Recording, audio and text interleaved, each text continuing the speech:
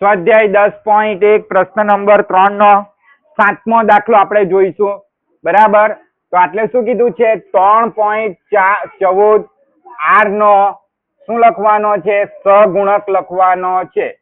3.r સહગુણક. તો 3.14 r નો સહગુણક કેટલો થાય? તો એનો સહગુણક થશે 3.14. બરાબર, આ આપણો 7મો દાખલો થઈ ગયો. હવે ધ્યાન આપજો દરેક જણ. બરાબર, હવે 8મો દાખલો લઈએ. જુઓ, 8મા દાખલામાં શું કહેવામાં આવ્યું છે? 2 કૌંસમાં l વત્તા b. ધ્યાન આપજો દરેક જણ. બરાબર, તો આ 2 ને અંદર ગુણવા પડશે એટલે શું થશે? 2l.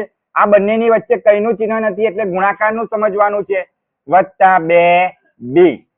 શું થશે? 2l વત્તા 2b. હવે આપણે શોધીશું 2l નો સહગુણક.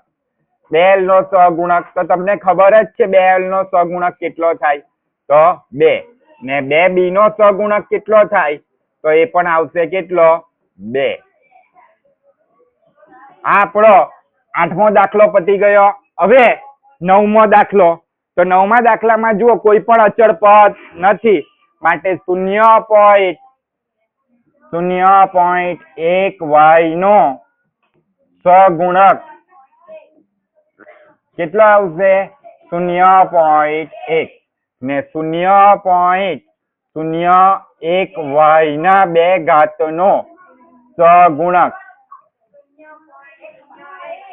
0.01. આપણને આ દાખલામાં શું કીધેલું હતું કે અચળ પદ સિવાયના પદોના સહગુણક લખવાના, એટલે આપણે લખી નાખ્યા.